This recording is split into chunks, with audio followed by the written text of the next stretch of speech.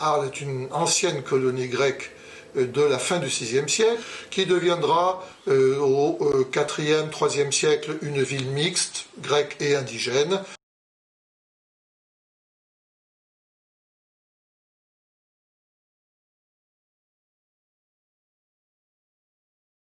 Le Castellet, il y a une occupation essentiellement indigène qui est installée en définitive au milieu des marais, à cette époque-là, donc qui par barque doit aller chercher vers les Alpilles plus loin des céréales, etc., et échange avec Arles.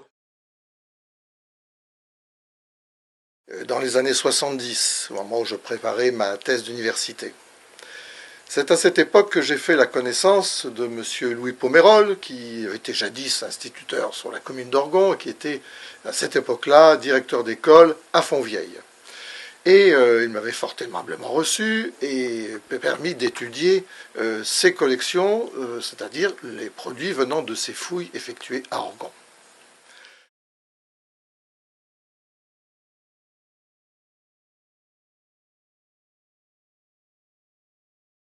Pour ce qui est des peuples qui vivaient dans les Alpilles à l'époque, les Grecs parlaient de Lygiens, les Romains parlaient de Ligures. Les Lygiens et les Ligures occupaient en fait la frange littorale de la Gaule, d'un espace en fait plus vaste qu'on appelle la Celtique.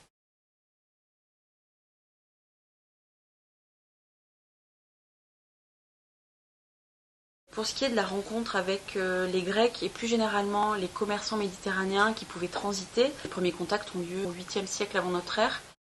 C'est l'étude du mobilier céramique qui nous renseigne le mieux sur ces questions-là, puisque avec les fragments de céramique, on a la trace tangible et concrète de poteries, de céramique qui viennent, qui d'Italie, de l'ère phénicienne, qui de la Grèce ou de l'Étrurie. À travers ces céramiques, on observe des phénomènes d'interpénétration des cultures, des techniques. On est capable de voir où se situent des influences éventuellement indigènes ou grecques ou autres. Les premières céramiques indigènes que j'ai récupérées datent du dernier quart du 7e siècle avant notre ère.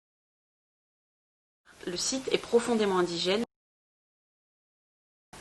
À partir de 580-570, on a effectivement plus d'importations qui arrivent et qui correspond en fait à un phénomène général en Provence de ces contacts justement avec les commerçants méditerranéens, étrusques et grecs les bons premiers, qui vont diffuser progressivement leur vaisselle et donc leur mode de vie et de consommation.